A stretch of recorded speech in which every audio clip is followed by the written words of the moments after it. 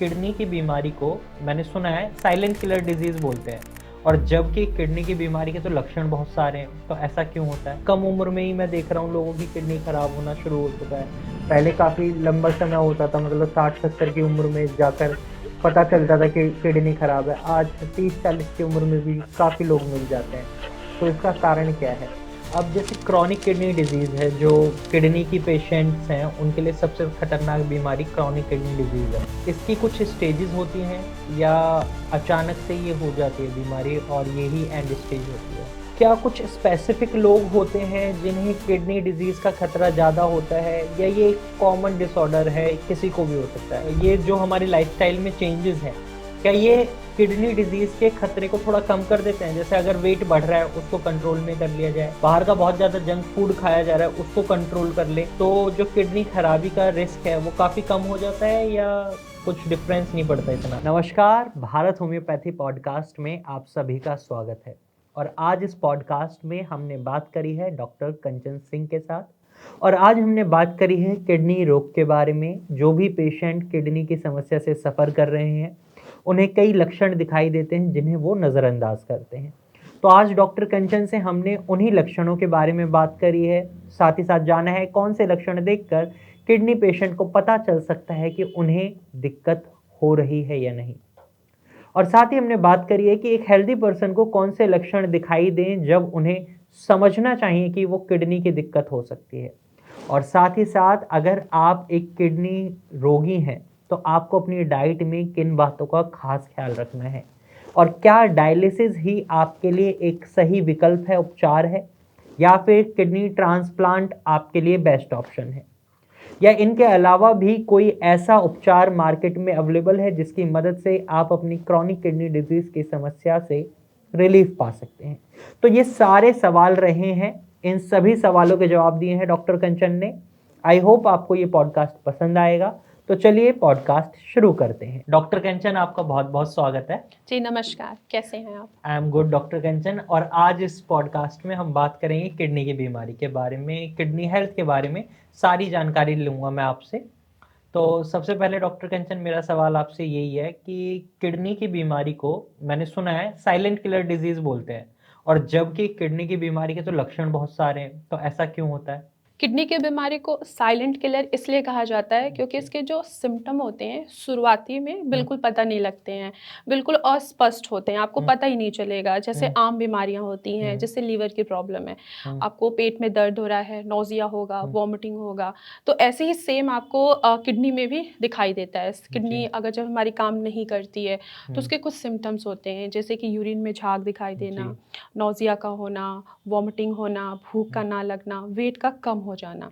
तो ये दिख रहा है ना कि बाकी जो हमारे डिजीज है सेम उनसे सिमिलर ही खाते हैं, इसीलिए लोग ने इसको नज़रअंदाज कर देते हैं कि हाँ मतलब कि ये नौजिया हो रही है, वॉमिटिंग हो रही है तो कुछ खास नहीं है, तो वो अपना प्रॉपर टाइम से ट्रीटमेंट नहीं ले पाते हैं। तो इसका यही है कि यही रीज़न है, मेन रीज़न तो यही है कि किडनी को इसीलिए साइलेंट किलर कहा जाता है। जब तक कि आपकी बॉडी में इसके सारे सिम्टम्स आपको दिखाई देंगे तब तक तो बहुत देर हो जाता है। और डॉक्टर कंचन, कुछ ऐसा है कि कोई ऐसा लक्षण हो या कोई ऐसा तरीका हो जिससे पता चल जाए कि हाँ अब किडनी खराब हो रही है? क्योंकि जैसे अभी आप बता रहे हो साइलेंट किलर है, काफ़ी टाइम बाद लक्षण दिखाई देते हैं, तो ऐसे में कुछ तरीके जिससे पता लग जाए कि हाँ भाई किडनी में दिक्कत हो रही है, अब हमें रुकना होगा, बदलाव करना होगा?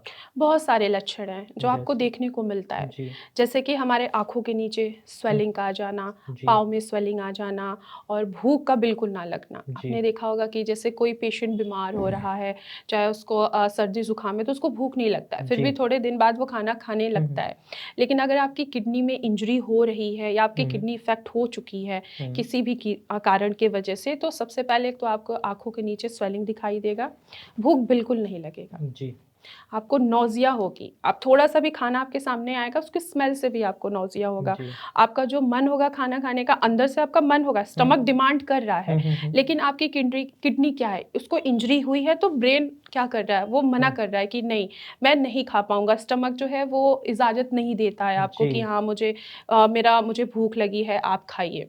तो जी, ये सारे सिम्पटम्स हैं जो आपको पता लग सकता है। जी। जैसे कि हमारी जो टंग होती है, हुँ, हुँ, अगर हुँ। हमें कोई प्रॉब्लम नहीं है तो बिल्कुल नीट एंड क्लीन होगी। जी। जैसे हमारे शरीर में प्रॉब्लम्स आने लगती हैं, हुँ, हमारी जो जीभ है उसके ऊपर व्हाइट थिकनेस आने लगती है, तो आप जी। यहाँ से भी आइडेंटिफ़ाई कर सकते हैं। हुँ, इचिंग होनी स्टार्ट हो जाती जी। है, आपको सारा टाइम इचिंग महसूस होगा। हुँ, बैक में पेन महसूस होगा, जहाँ पे हमारी किडनी है, जी, तो वहाँ पे पेन महसूस होगा। जी। तो आप वहाँ से आइडेंटिफ़ाई कर सकते हैं कि हाँ, हमारी किडनी जो है वो इंजरी हो रही है। हुँ, लेकिन ये डरने वाली बात नहीं है कि अगर हुँ, आपको ये 2-4 सिम्पटम्स अगर दिख रहे हैं, हुँ, तो आप तुरंत अपना इलाज कराइए, एटलीस्ट टेस्ट कराइए। 3 हुँ। महीने पर टेस्ट कराइए या 6 महीने बाद टेस्ट जी, कराइए। जी, आपको आइडेंटिफ़ाई हो जाएगा कि हाँ, जी। कहीं हमारी किडनी में कोई प्रॉब्लम तो नहीं आ रही है। अगर हुँ, नहीं आ रही है तो बहुत अच्छी बात है। जी। अगर आ रही है तो उसका हम समय पे इलाज कर सकते हैं। जी, जी।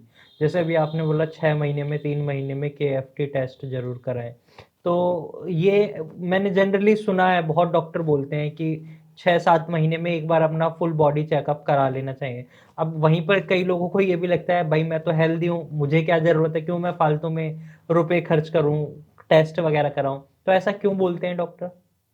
हम इसलिए बोलते हैं कि आप हर 6 महीने बाद टेस्ट कराइए कि हुँ, इंटरनली आपकी बॉडी के अंदर क्या चल रहा है। हुँ, आपके अगर कोई भी ऑर्गन में डैमेजेस आ रहे हैं तो आपको एक्सटर्नली जो हुँ, सिम्पटम्स हैं ना वो काफ़ी टाइम बाद दिखेगा। ओके। इंटरनली क्या हो रहा है वो आप टेस्ट से ही डायग्नोस कर सकते जी। हो। हम जैसे किडनी है, हुँ, हुँ। इंटरनली बहुत चीज़ें चल रही हैं उसके जी, ऊपर, जी। आपको पता ही नहीं है। जी। आपको बीपी है, आपको पता ही नहीं है, आप अपना डेली रूटीन कर रहे हो, हुँ। आपको कुछ भी प्रॉब्लम नहीं आ रही, आपकी बॉडी थकी हुई है, आपको लग रहा है कि हाँ, चलो बहुत हुँ, ज़्यादा हुँ, हुँ। हमने काम किया, हमारी बॉडी इसलिए थक रही है, तो हम हुँ, थोड़ा-सा रेस्ट कर लेते हैं। जी। लेकिन आपको रोज़ाना थकावट महसूस हो रहा है, आप हुँ, खाना बहुत अच्छे से खा रहे हैं, आप हेल्दी डाइट ले रहे हुँ, हैं, हुँ। फिर भी आपके शरीर में थकावट महसूस हो रहा है, आपका काम करने का बिल्कुल मन नहीं हो रहा है। जी। इसका मतलब यही है ना कि इंटरनली आपके जो ऑर्गन्स हैं, उनके ऊपर हुँ, क्या हुँ। इफ़ेक्ट पड़ रहा है, बिना टेस्ट के तो कोई भी जी। डायग्नोस नहीं कर सकता। तो बेसिकली प्रिकॉशन बेसिस पर टेस्ट करा ही लेना बिल्कुल, चाहिए। कराना चाहिए हर 3 महीने बाद या हर 6 महीने बाद जी, ज़रूर कराना चाहिए। जी। और किडनी खराब होने के अगर मेन कारणों की बात करूँ मैं, तो ऐसे कौन से कारण हैं जिसकी वज़ह से किडनी खराब हो रही है? आम तौर पर मतलब कैसे लोग की किडनी अब बहुत जल्दी-जल्दी कम उम्र में ही मैं देख रहा हूँ लोगों की किडनी खराब होना शुरू हो चुका है। पहले काफ़ी लंबा समय होता था, मतलब 60-70 की उम्र में जाकर पता चलता था कि किडनी खराब है। आज 30-40 की उम्र में भी काफ़ी लोग मिल जाते हैं। तो इसका कारण क्या है? ये सवाल आपका बहुत अच्छा है कि जी। आखिर किडनी आजकल देखा जा रहा है क्यों खराब हो रही हैं। हुँ। तो आजकल की जो हमारी लाइफ़स्टाइल है, हुँ, बिल्कुल खराब हो गई है, ये बिल्कुल। आपको भी पता है। जी, बिल्कुल। जो दूसरा रीज़न है, 80% जो हमारी किडनियाँ डैमेज होती हैं, हुँ, वो हाई ब्लड प्रेशर और हाई शुगर लेवल की वजह से जी, होती हैं। आपको हाई ब्लड प्रेशर है, आपको नहीं पता लगेगा। जी, क्योंकि उसके सिम्पटम्स क्या हैं? सर में दर्द होना, जी, थकावट महसूस होना, जी। गर्दन हमारा जो पीछे हुँ, नेक है, हुँ, उस एरिया में पेन महसूस हुँ, होना। आप क्या करोगे अगर सर में दर्द हो रहा है आपको तो? हुँ। डिस्प्रिन मोस्ट प्रोबेबली सबसे ज़्यादा तो हमारा यही रहता है कि डिस्प्रिन ले लेते हैं, पेन किलर बेसिकली, जिससे रिलीफ़ मिल जाएगा। जैसा भी आपने बोला कि हाँ, सर में दर्द हुआ तो हम पेन किलर ले लेंगे। स्पेशली हम लेते हैं डिस्प्रिन। हुँ, ये क्या है? आपको पता ही नहीं है कि आपका सर दर्द क्यों हो रहा है। हुँ, क्या ये बीपी के बढ़ने के वजह से हो रहा है या बीपी के कम होने की वजह से हो रहा है? जी, पेशेंट बहुत सारे ऐसे हैं जो यहाँ पे गलतियाँ करते हैं कि जी। उनको सर में दर्द है, वो पेन किलर खा रहे हैं और बहुत सारा अगर आप रेगुलर बेसिस पे पेन हुँ, किलर खाएँगे, तो आपकी किडनी डैमेज होनी है। आपको हुँ, रीज़न पता करना बहुत ज़रूरी है जी, कि आखिर सर दर्द क्यों हो रहा है? बीपी एक मेन हुँ, कारण हो गया कि अगर आपको बीपी है तो उसके वजह से आपका जो ब्लड प्रेशर है बहुत तेज़ी से बढ़ेगा, ब्लड हुँ, का जो अमाउंट है वो किडनी की तरफ बहुत तेज़ी से आएगा। हुँ, हमारे किडनी के अंदर नेफ्रॉन्स होते हैं, जी, उनके ऊपर दबाव पड़ेगा, वो डैमेज होने हैं, फिर हुँ, उनका काम क्या होगा धीरे-धीरे हुँ, खराब हुँ, होता चला जाएगा। तो जब भी आपको सर में दर्द हो या शरीर में दर्द हो रहा है, आप पेन किलर को अवॉइड करिए। सबसे पहले अपने ब्लड प्रेशर को चेक करिए। जी, अगर आपका ब्लड प्रेशर 120/80 है, तो उसका हुँ, मतलब ठीक है, हाँ, सर हुँ, में दर्द है हुँ, हुँ, या तो लैक ऑफ ऑक्सीजन या लैक ऑफ वाटर की वजह से। जी, तो आप गहरी-गहरी साँस लीजिए, हुँ, पानी पीजिए, जिससे एटलीस्ट आपको पेन किलर की नीड ना पड़े। जी, अगर बीपी बढ़ रहा है, तो रोजाना उसको मॉनिटर करिए, एटलीस्ट कंटिन्यूस 1 हफ्ता ज़रूर मॉनिटर करिए, आपको पता लगे कि हमारा बीपी क्या चल रहा है। जी। अगर आपको पता लग गया, सपोज़ करिए आपको पता लग गया कि आपका बीपी 140/90 है, हुँ। आप अगले दिन भी चेक कीजिए, जी, अगर यहीं पे है, 1 दिन और चेक करिए, जी, यहाँ पे है, तो आप सबसे पहले फ़ोकस कीजिए कि आपका वेट कितना है। जी, अगर आपका वेट बढ़ेगा, तो आपका बीपी ज़रूर बढ़ेगा। जी। अगर आपका मोटापा बढ़ रहा है तो हुँ, बीपी बढ़ेगा। तो हुँ। 2 काम आपको करना है, एक अपने वेट को मैनेज कीजिए, दूसरा अपने ब्लड प्रेशर को मैनेज कीजिए, जी, ऑटोमेटिक आप किडनी डिजीज़ से बच जाएँगे। जी। दूसरा जो मेन फैक्टर है वो है हमारा डायबिटीज़। शुगर है, हुँ, बहुत सारे लोगों को लगता है कि शुगर तो कुछ नहीं होता है, चलो हुँ। ठीक है हम मीठा खाना बंद कर देंगे, हम नॉर्मल वॉक कर लेते हैं, जी, जी। हमारा शुगर कंट्रोल हो जाएगा। हुँ। लेकिन ऐसा नहीं है, अगर आपको एक बार शुगर हो गया है, हुँ, तो आपको प्रॉपर डाइट बैलेंस करना है, प्रॉपर मेडिकेशन लेना है कि हुँ, आपका शुगर जो है वो बढ़ने के बजाय हुँ। नॉर्मल ही रहे, जिससे इन फ्यूचर आपकी किडनी पे इफ़ेक्ट ना हो। जी।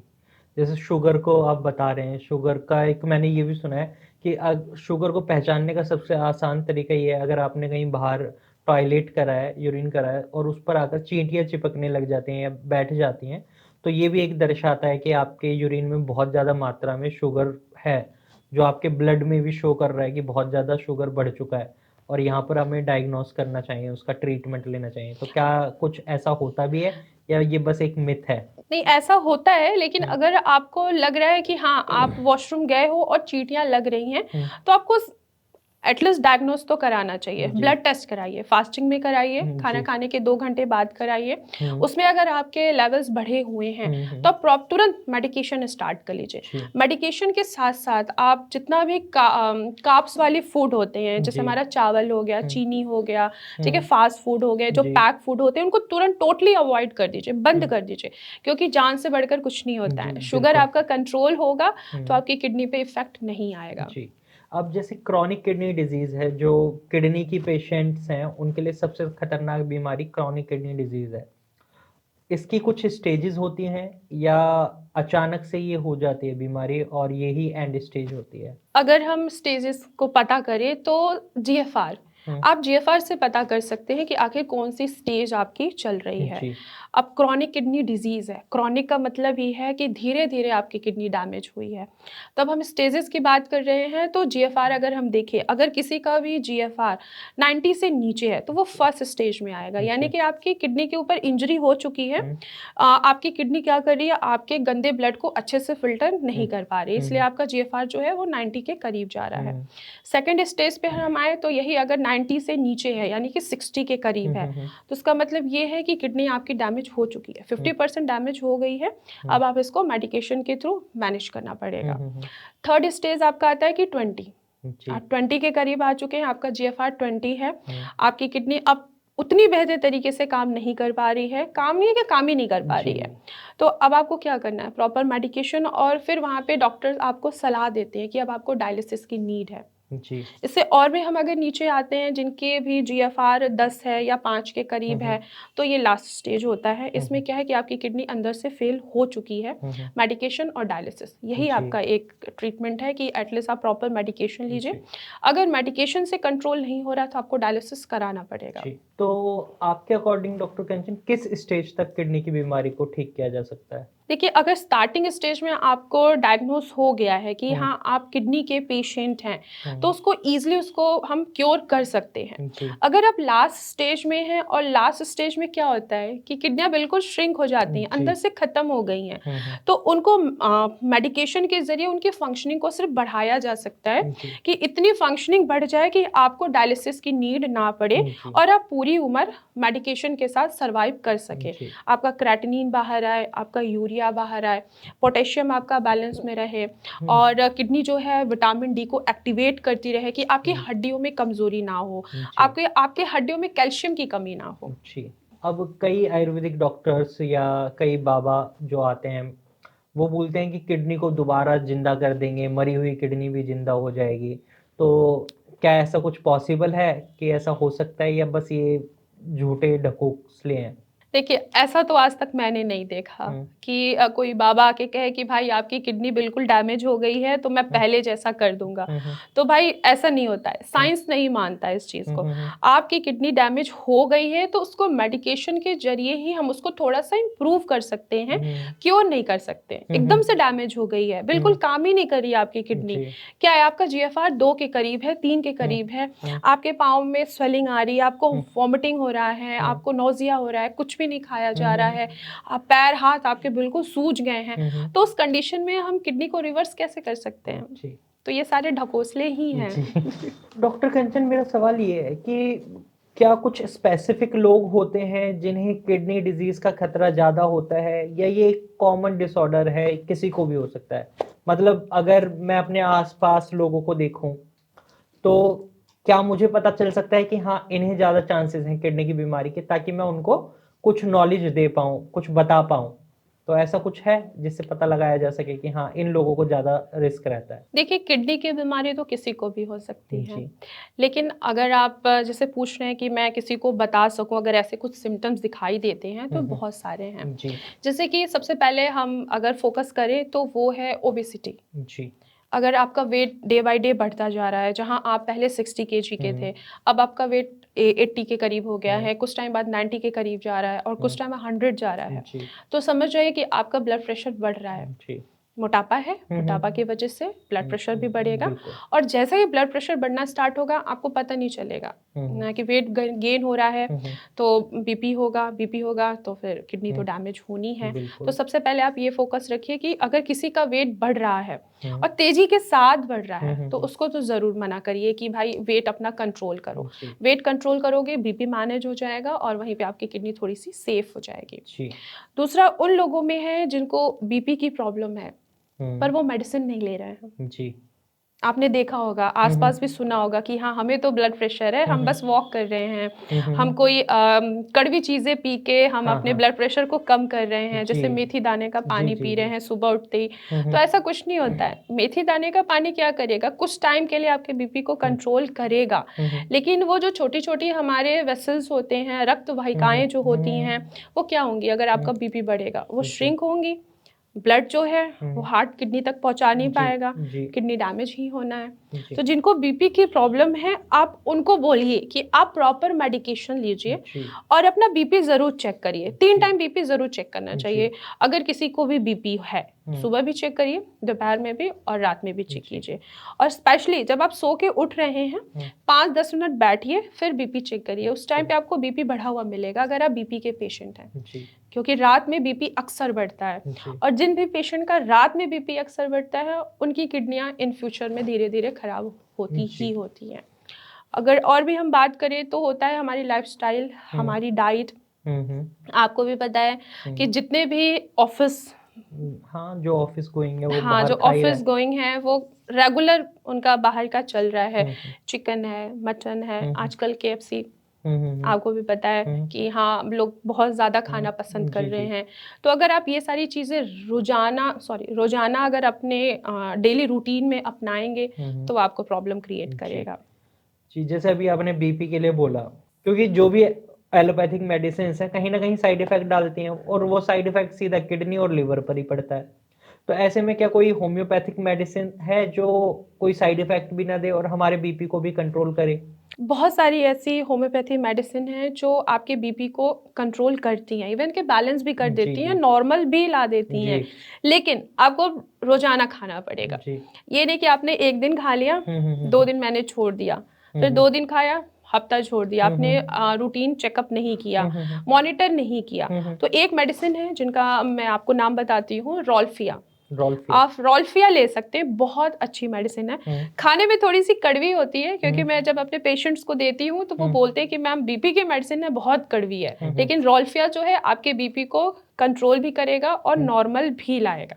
तो आप रॉल्फिया ले सकते हैं अपने बीपी को कंट्रोल करने के लिए। तो डॉक्टर कंचन, जैसे ये जो हमारी लाइफस्टाइल में चेंजेस हैं, क्या ये किडनी डिजीज के खतरे को थोड़ा कम कर देते हैं? जैसे अगर वेट बढ़ रहा है, उसको कंट्रोल में कर लिया जाए, बाहर का बहुत ज्यादा जंक फूड खाया जा रहा है, उसको कंट्रोल कर ले, तो जो किडनी खराबी का रिस्क है वो काफी कम हो जाता है, या कुछ डिफरेंस नहीं पड़ता इतना नहीं, काफ़ी कम कंपैरेटिव? हो जाता है। जी, अगर आप अपने डाइट को बैलेंस कर लेते हैं, जी, आप हेल्दी डाइट ले रहे हैं, जी, तो काफ़ी हद तक कम हो जाएगा। जी, और हेल्दी डाइट में भी बहुत सारी चीज़ें जी। होती हैं, जैसे कि आप अपने खाने में हुँ, हरी सब्जियाँ ले रहे हैं, हुँ, ठीक है? जिसमें फाइबर भी है, प्रोटीन हुँ, भी हुँ, है, हुँ। मिनरल्स भी है, सब कुछ है, तो जी, आपके लिए अच्छा है। जी। लेकिन अगर सिर्फ़ आप प्रोटीन ले रहे हैं, हुँ, वो भी एनिमल प्रोटीन ले हुँ, रहे हुँ। हैं, तो वो आपको ठीक नुकसान ही कर करने के सकता है। बजाय वो आपको नुकसान ही करेगी। ओके। और डॉक्टर कंचन, क्या डाइट का भी इम्पैक्ट पड़ता है किडनी हेल्थ पर? जैसे सपोज अगर किसी की किडनी खराब है, तो उसको डाइट में भी चेंजेस करने मस्ट होते हैं, या अगर वो मेडिकेशन ले रहा है प्रॉपर और डाइट में चेंजेस नहीं करता तो भी सेम रिकवरी रहेगी? देखिए, डाइट हुँ, मोस्ट इम्पॉर्टेंट होता है हुँ, हर पर्सन के लिए, हुँ, चाहे वो हेल्दी है, चाहे वो अनहेल्दी है। जी, स्पेशली अगर आप किडनी के पेशेंट हैं, तो आपके लिए डाइट बहुत ही ज़्यादा मैटर करता है, जी, क्योंकि डाइट ही है, हम अपने आप को हेल्दी बना सकते हैं, हम अपने आप को क्योर कर सकते हैं। तो किडनी पेशेंट के लिए डाइट मोस्ट इम्पॉर्टेंट होता जी। है। उसमें बहुत सारी चीज़ें हैं जो आपको अवॉइड करनी हुँ, पड़ती हैं।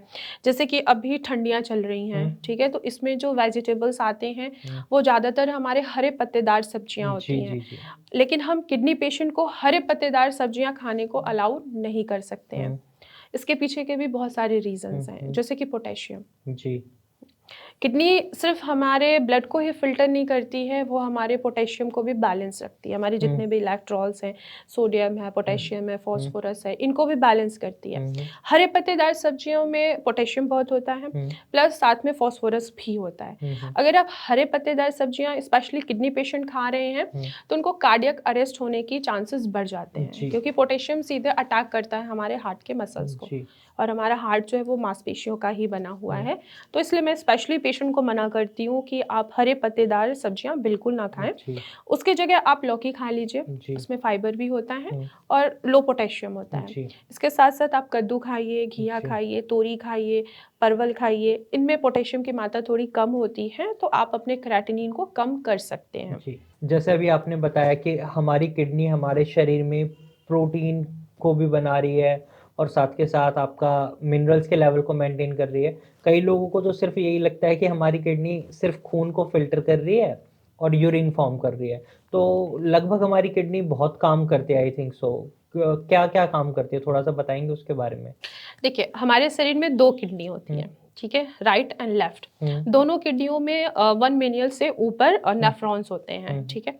उन नेफ्रॉन्स में एक यूनिट होता है जिसको ग्लोमेरुलस कहा जाता हुँ, है। हुँ, ये एक फ़िल्टर है। हुँ, हुँ, जैसे अगर मैं किसी एग्ज़ाम्पल के तरीके आपको समझाऊँ, जैसे हम हुँ, चाय बनाते हैं, हुँ, चाय हुँ, में हम क्या-क्या डालते हैं? चाय पत्ती डालते हैं, जी, अदरक डालते हैं, हुँ, बहुत कुछ डालते हैं। जी, चाय बन के रेडी हो गया तो हुँ, हम उसको छन्नी से छानते हैं कि हुँ, सिर्फ़ हमें चाय-चाय का हुँ, मटीरियल ही मिले, हुँ, ना हुँ, कि अदरक हो गया, हुँ, हुँ, आपका चाय पत्ती हो गई, ये चीज़ें आएँ। हुँ, हुँ, लेकिन जब हमारी किडनी काम नहीं कर पाती है, तो हुँ, वो क्या करती है, इसी छन्नी को थोड़ा-सा साइज़ को बड़ा करेगी हुँ, और हमारा जो हेल्दी प्रोटीन है, वो यूरिन में जी, लीक जी। होना स्टार्ट हो जाएगा और वेस्ट प्रोटीन है, वो हमारे ब्लड में बढ़ेगा। हुँ, हुँ, सिर्फ़ किडनी ब्लड को ही फ़िल्टर नहीं करती है, वो हुँ, बहुत सारे काम करती है। जी, जैसे हमारे एसिड बेस को बैलेंस करती है, हुँ, जो हमारे बॉडी में जो एक्सेस हुँ, फ्लूइड हैं, हुँ, हुँ, उनको बाहर निकालती है। जितने भी हुँ, हमारे इलेक्ट्रॉल्स हैं, हुँ, सोडियम है, पोटेशियम है, हुँ, हुँ, फ़ॉस्फ़ोरस है, हुँ, उनको भी वो बैलेंस करती है। हमारे ब्लड प्रेशर को रेगुलेट करती हुँ, है हुँ, हुँ, और साथ ही साथ किडनी का जो मोस्ट इम्पोर्टेंट काम ये हुँ, है कि जो हमारा विटामिन है, हुँ, विटामिन डी स्पेशली उसको हुँ, एक्टिवेट करती है। जी, अगर वो एक्टिवेट नहीं करेगी कि तो आपकी जो हड्डियाँ हैं, उनमें हुँ, कैल्शियम क्या होगा? कम हो जाएगा। कम हो जाएगा। तो ये बहुत इम्पोर्टेंट काम है हमारी जी, किडनी का और साथ ही साथ हमारे जो हॉर्मोन्स हैं, हुँ, उनको वो बैलेंस करती है, उनका जी, प्रोडक्शन करती है। इरिथ्रोपोietin हार्मोन है, हुँ, हुँ, जो हमारे ब्लड के लिए, आरबीसीज़ के लिए हुँ, हुँ, इम्पोर्टेंट हुँ, होता हुँ, है। हुँ, तो ये बहुत सारे रोल प्ले जी, करती है हमारी किडनी। जी, जैसे अभी आपने बताया, अगर किडनी एक छलनी की तरह काम कर रही है, अगर उसमें छेद हो जाता है, तो वो प्रोटीन लीकेज भी करती है। तो मैंने सुना है कि अगर पेशाब में बहुत ज़्यादा झाग आ रहे हैं, तो ये कहीं न कहीं दर्शाता है कि आपको प्रोटीन लीकेज यानी प्रोटीनूरिया की दिक्कत है। तो ये सही सुना है मैंने या गलत सुना है? सही सुना है आपने। जी। क्योंकि हमारा जो बॉडी है वो फुल प्रोटीन की ही बनी है, चाहे वो नाखून से लेके बाल तक ही क्यों ना हो, प्रोटीन का ही बना हुआ है। अब हमारी किडनी हेल्दी नहीं है, उसकी जो छन्नी है वो साइज की बढ़ गई है, जी। वो हेल्दी प्रोटीन को क्या कर रही है, बाहर निकाल रही है, तो जाहिर सी बात है हमारा शरीर बहुत वीक हो जाएगा।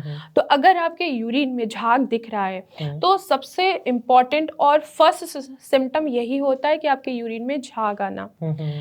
हम कपड़े वॉश करते हैं, सरफ का झाग कितना ज्यादा होता है, हम पानी डालेंगे वो बहता नहीं है। सेम ऐसे ही अगर आपकी किडनी क्या कर रही है, अगर हेल्दी प्रोटीन को बाहर निकाल रही है, झाग दिखा रही है आपके यूरिन में, आप फ्लश कर रहे हो तो भी वो झाग बह नहीं रहा है, तो आप समझ जाइए कि आपकी किडनी के अंदर इंजरी हो रही है या हो चुकी है कई कारणों की वजह से। वो आपको आइडेंटिफाई करना होगा कि क्या कारण है, आखिर क्यों झाग आ रहा है।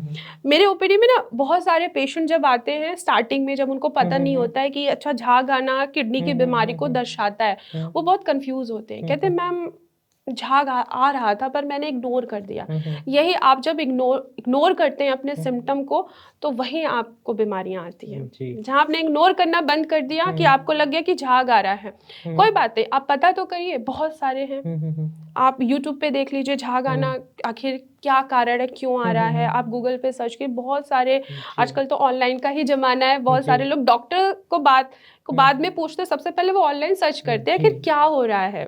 और डॉक्टर कंचन, ये मैंने कुछ डिजीजेस सुनी है किडनी की, जैसे पॉलीसिस्टिक किडनी डिजीज, ये क्या होती है और क्या इसका इलाज संभव है? देखिए, पॉलीसिस्टिक किडनी डिजीज का मतलब होता है पीकेडी। ये आपकी किडनियों के अंदर पानी की झिल्ली या थैली जैसी बननी स्टार्ट हो जाती है। एक डोमिनेटर होता है, एक रिसेसिव होता है। अगर मदर फादर को है तो बेबी में जाना है, और एक होता है जेनेटिक, यानी कि आपकी फैमिली में चलता आ रहा है और वो बढ़ता जा रहा है आपके फैमिली में।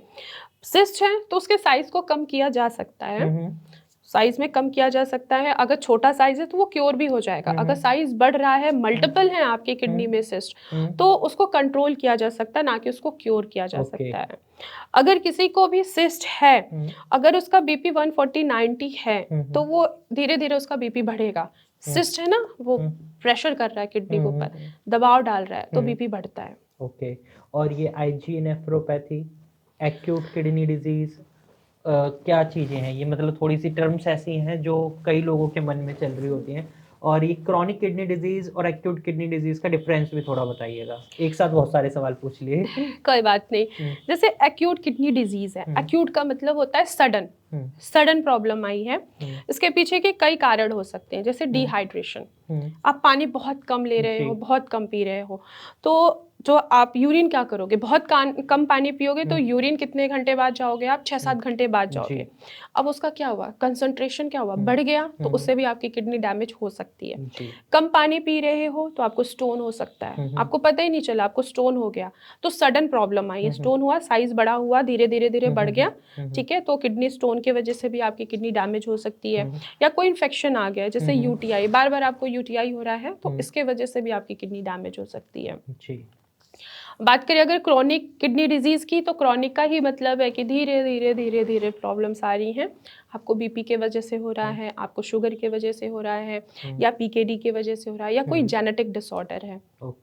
तो जेनेटिक डिसऑर्डर के वजह से भी आपकी किडनी धीरे धीरे डैमेज हो सकती है। अब आईजीओनेफ्रोपैथी है, ये भी एक कारण है। जैसे कि हमारे शरीर में ना 5 एंटीबॉडीज होते हैं, जैसे कि IgA, IgA-M, IgA-D और IgA-G और IgE, ठीक है।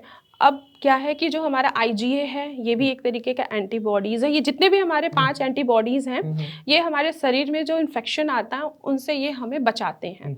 लेकिन IgA क्या करता है कि जो हमारा ग्लोमेरुलस है, इसके ऊपर ये डिपॉजिट होना स्टार्ट हो जाता है, इसका उल्टा काम होता है, ये डिफेक्टिव होते हैं। IgA क्या कर रहा है कि आपके ग्लोमेरुलस पे IgA का डिपोजिशन हो रहा है, जिसके वजह से आपका जो फिल्ट्रेशन करने की जो क्षमता है, जो आपके ग्लोमेरुलस है, वो प्रॉपर तरीके से आपके वेस्ट मटेरियल को फिल्टर नहीं कर पा रहे हैं।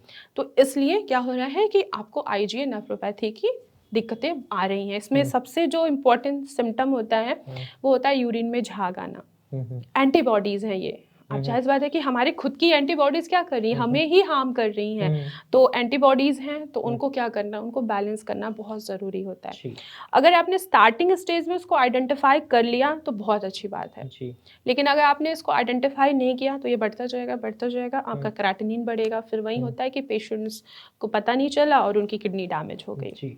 और अगर किसी को क्रॉनिक किडनी डिजीज है, उसे पता भी चल गया, डायग्नोसिस हो गया, प्रॉपर हो गया, सारी चीजें हो गई, तो उनके पास कौन कौन से ट्रीटमेंट ऑप्शंस अवेलेबल रहते हैं? फर्स्ट है जैसे मेडिकेशन, हम्म, आप मेडिकेशन लीजिए, बीपी को कंट्रोल कीजिए, शुगर को कंट्रोल कीजिए, प्लस आप प्रॉपर तरीके से अपनी डाइट फॉलो कीजिए, मेडिकेशन हो गया।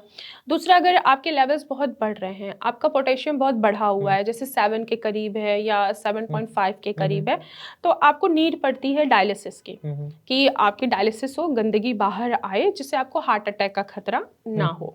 तीसरा होता है ऑप्शन, वो होता है ट्रांसप्लांट। बिल्कुल डैमेज हो गई है और आप ट्रांसप्लांट कराना चाहते हैं तो आप करा सकते हैं कुछ टाइम के लिए सर्वाइव करने के लिए, कि एटलीस्ट 6 साल, 2 साल, 3 साल आपका एटलीस्ट प्रॉपर तरीके से निकल जाए। जी। जैसे डॉक्टर कंचन अभी आपने मेरे को बताया पॉलीसिस्टिक किडनी डिजीज के बारे में, वैसे ही एक दो बीमारियां और हैं, जैसे मैंने आईजीए नेफ्रोपैथी के बारे में सुना है, एक्यूट किडनी डिजीज। और एक्यूट किडनी डिजीज और क्रॉनिक किडनी डिजीज में क्या डिफरेंस रहता है?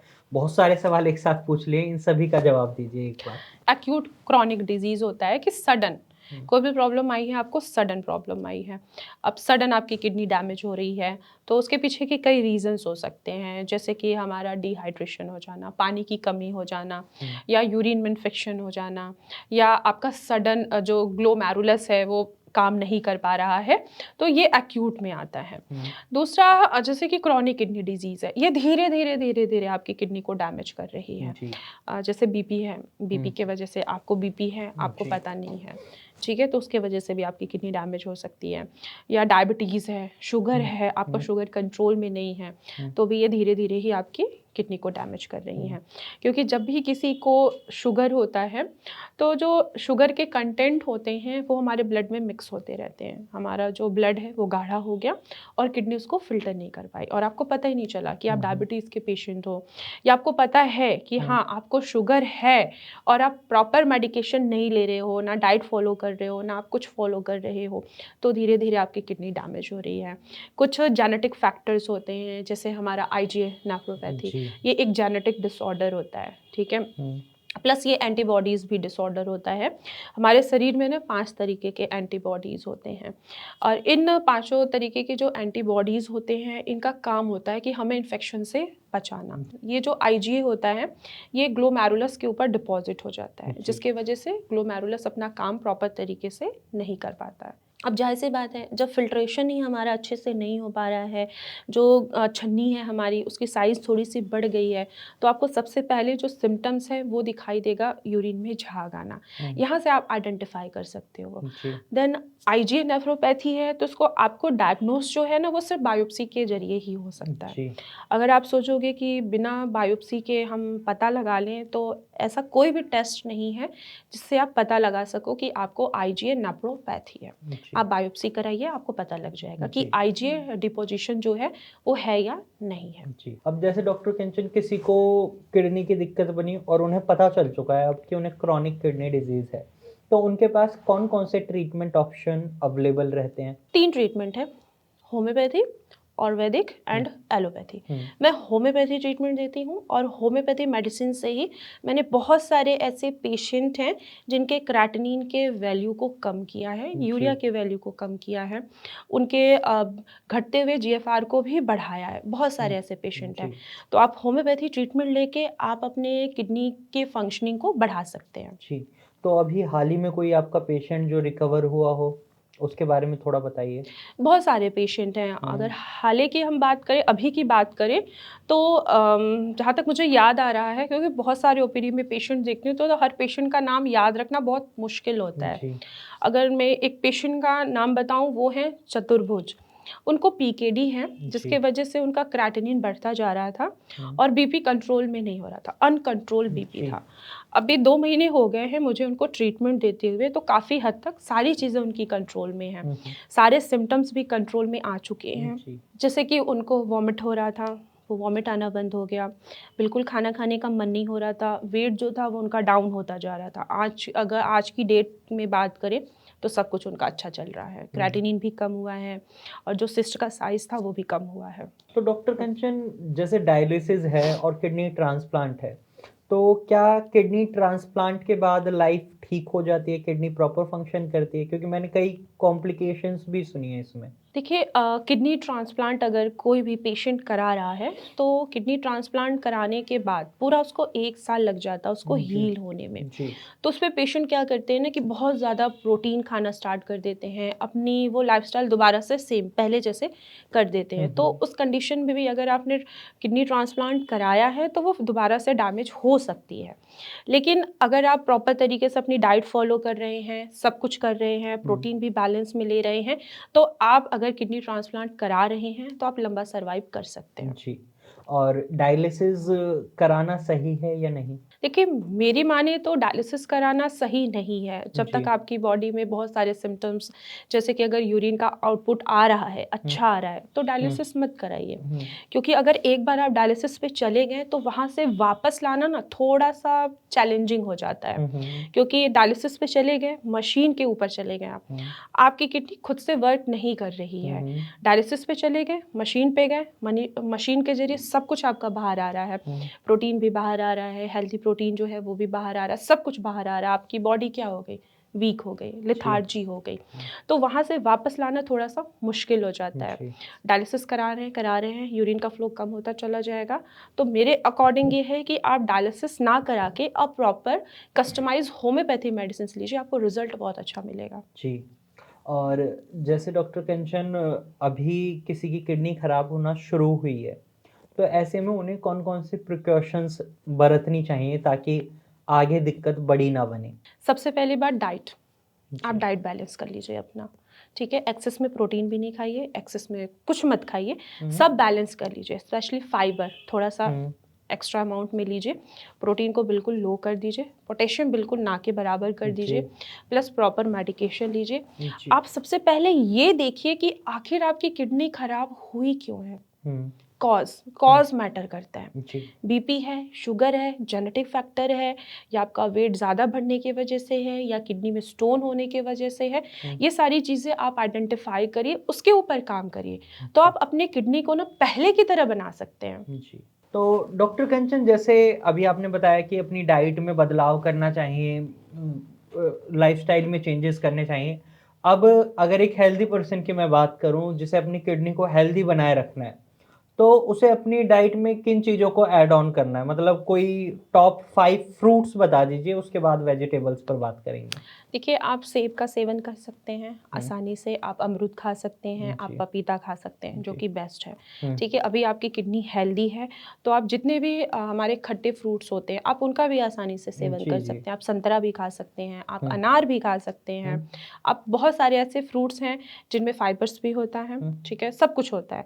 तो हुँ, आप सारे फ्रूट्स खा सकते हैं। जी, उसमें कोई घबराने या परेशान होने वाली बात नहीं है कि हम सिर्फ रोज़ाना 1 सेब खाएँ हुँ, या हुँ, हम कोई खट्टी चीज़ें खाएँगे तो उससे हमारी किडनी जी, डैमेज हो सकती है, ऐसा कुछ नहीं है। जी, मार्केट में आपको जितने भी फ्रूट्स मिल रहे हैं, आप जी, सारे फ्रूट्स खाइए जी, क्योंकि आपकी किडनी हेल्दी है, जी, लेकिन बैलेंस में खाइए। जी, ये भी नहीं कि बहुत सारा एक्सेस में खा रहे हो जी, जी, आप जी, और बहुत ही कम कर दिया, जी, ऐसा नहीं। जी, सब कुछ बैलेंस में जी। लीजिए। जैसे अभी आपने बोला कि आपकी किडनी हेल्दी है, तो आप सब कुछ खा सकते हैं। वहीं अगर हम बात करें किडनी रोगियों की, उन्हें बोला जाता है खट्टे फल नहीं खाने।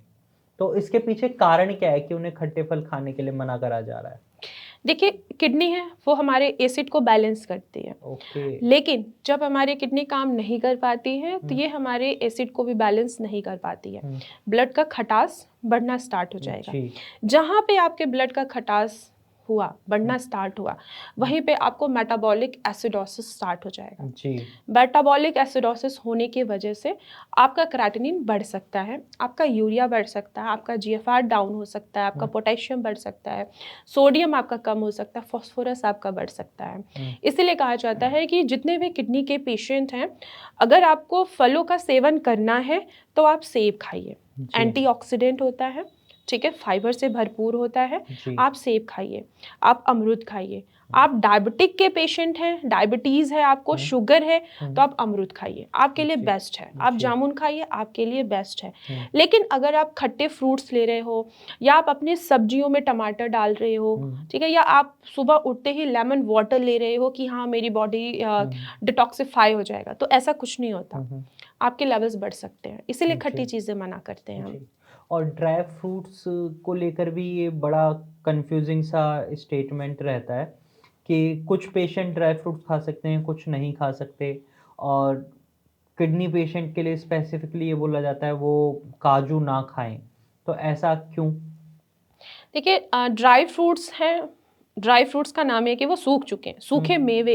उसमें जब कोई भी चीज़ सूख जाती है, स्पेशली अगर हम मेवे की बात कर रहे हैं, ड्राई फ्रूट्स की बात कर रहे हैं, तो उसमें पोटेशियम क्या होगा, वो बढ़ जाएगा, एक्सेस हो जाएगा।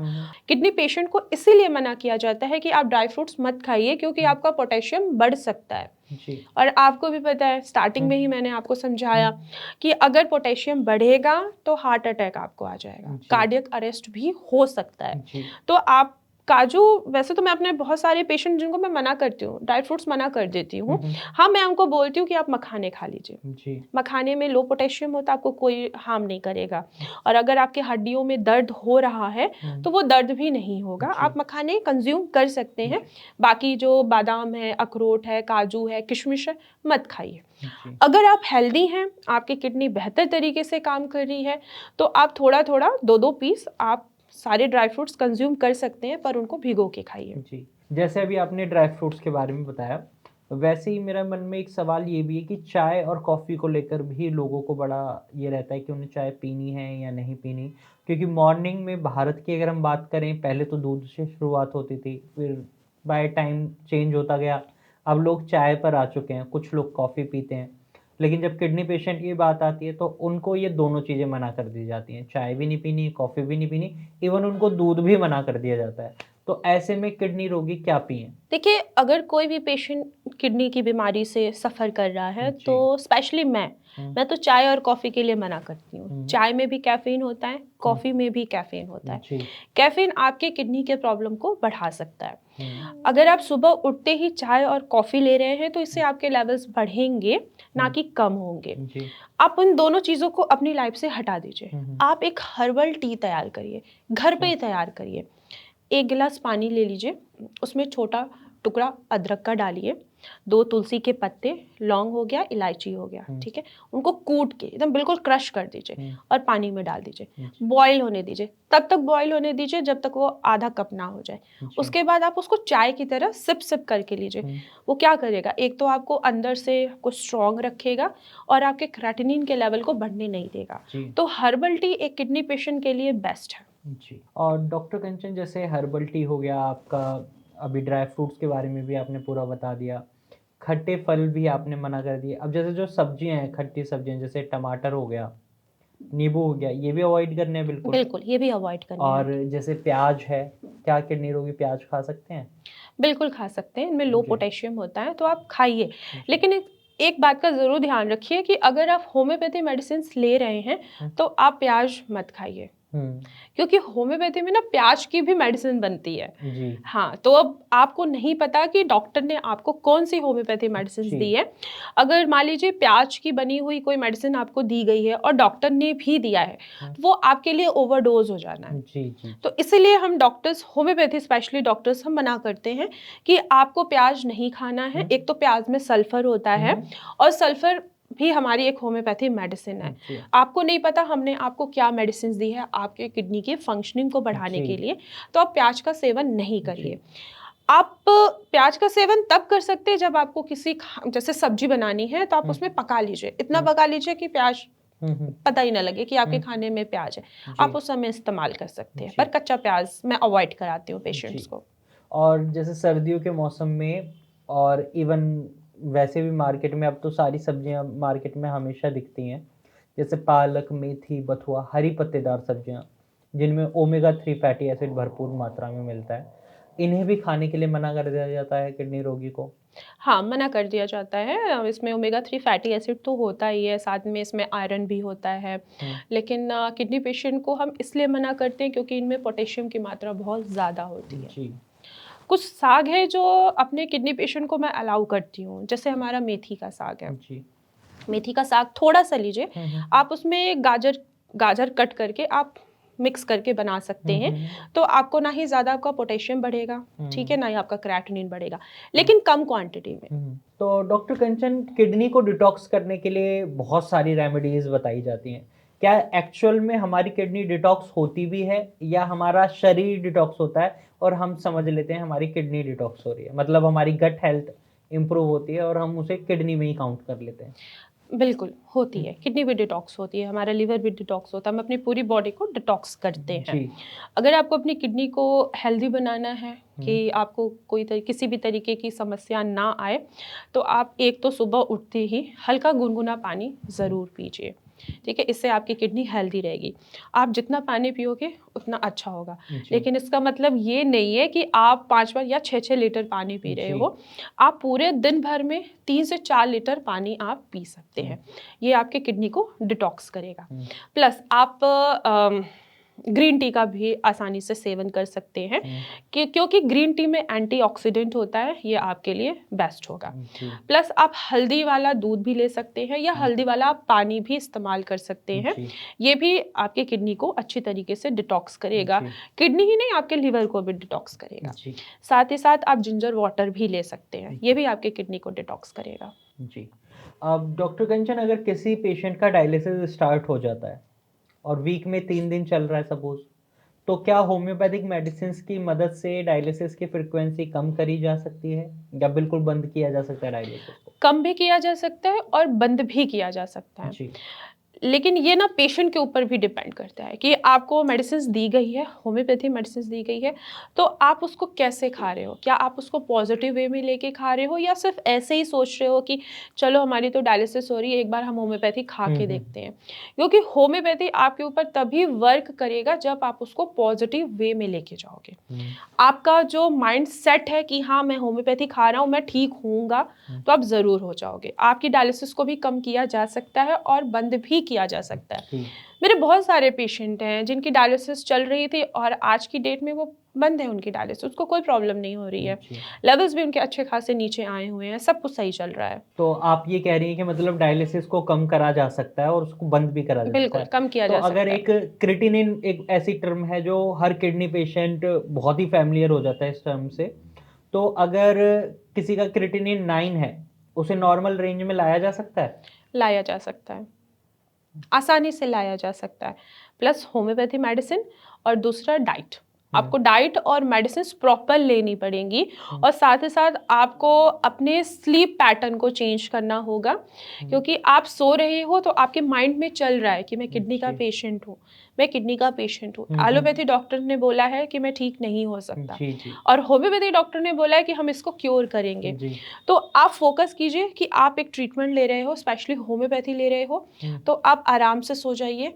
होम्योपैथी आपको क्योर करेगी ही करेगी, आपके लेवल्स को कम ज़रूर करेगी, क्योंकि ये पॉजिटिव वे में काम करती है। अगर आप नेगेटिव हो जाएंगे तो नहीं काम करेगी।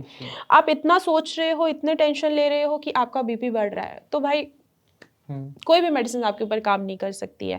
आप प्रॉपर नींद लीजिए, प्रॉपर मेडिकेशन लीजिए, आप टाइम टू टाइम योगा करिए, टाइम टू टाइम मेडिकेशन करिए, कि आपकी किडनी दोबारा पहले की तरह फंक्शनिंग करने स्टार्ट कर दे। तो डॉक्टर कंचन, अभी हाल ही में किसी को अगर किडनी की शिकायत बनी है, उसके रोग स्टार्ट हुआ है, तो ऐसे व्यक्ति को आप क्या सलाह देंगे? देखिए, मैं ऐसे व्यक्ति को ये सलाह दूंगी कि आप ऐसा मेडिकेशन लीजिए जिससे आपका काम ना खराब हो। आप अगर किडनी के पेशेंट हैं तो आप जो भी ट्रीटमेंट लीजिए, अच्छा ट्रीटमेंट लीजिए। मैं होम्योपैथी डॉक्टर हूँ, मैं बहुत सारी ऐसी समस्याओं को फेस करती हूँ। जब पेशेंट हर जगह के ट्रीटमेंट लेकर आते हैं हमारे पास, तो हम देखते हैं कि पेशेंट एलोपैथी भी खा लिया, उसने आयुर्वेदिक भी खा लिया, उसकी कंडीशन बहुत ज़्यादा वर्स हो गई है। फिर वो लास्ट में होम्योपैथी में आता है। लेकिन मैं चाहती हूँ, मैं होम्योपैथी डॉक्टर हूँ, होम्योपैथी में किडनी का बेस्ट ट्रीटमेंट है। तो आप किडनी का ट्रीटमेंट अगर लेते हैं तो स्टार्टिंग आप होम्योपैथी से करिए कि आपकी कंडीशन जो है ना वो स्टेबल हो, धीरे-धीरे आपके लेवल्स कम होते जाएँ, आपकी किडनी की फंक्शनिंग अच्छी होती जाए, ना कि वो वर्स कंडीशन में हो। जी। मैं ये फेस करती हूँ। मेरे पास जितने भी पेशेंट आते हैं, वो हज़ारों ट्रीटमेंट लेकर आते हैं। जी। कभी कहीं से, फिर वो हार के फिर होम्योपैथी में आते जी, हैं। जी। फिर होम्योपैथी में जब हम उनको रिज़ल्ट देते हैं ना, तो वो कहते हैं कि मैम हम पहले होम्योपैथी में क्यों नहीं आए? मैं अक्सर उनको ये सवाल ज़रूर करती हूँ कि जो भी पेशेंट मुझसे यही कहता है कि मैम काश हम पहले होम्योपैथी में आ गए होते।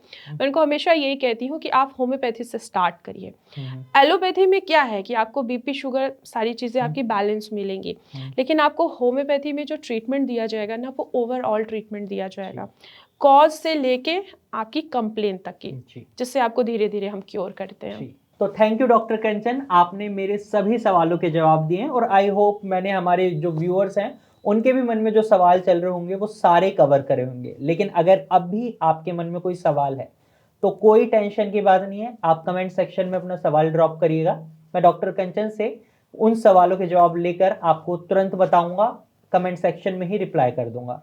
तो आज इस पॉडकास्ट में हमने बात करी है, आप अपनी किडनी को कैसे हेल्दी बनाए रख सकते हैं और किडनी रोग यानी क्रॉनिक किडनी डिजीज से अगर आप सफ़र कर रहे हैं या पॉलीसिस्टिक किडनी डिजीज से सफ़र कर रहे हैं तो इसका क्या इलाज हो सकता है और किस तरीके से आप अपनी लाइफ को एक बेटर लाइफ में कन्वर्ट कर सकते हैं। तो अगर आप भी और ऐसे पॉडकास्ट देखना चाहते हैं तो आप हमारे चैनल को सब्सक्राइब कर सकते हैं और अगर आपको ये पॉडकास्ट पसंद आया है तो इस वीडियो को लाइक कीजिएगा और इसे शेयर करना बिल्कुल भी मत भूलिएगा। धन्यवाद।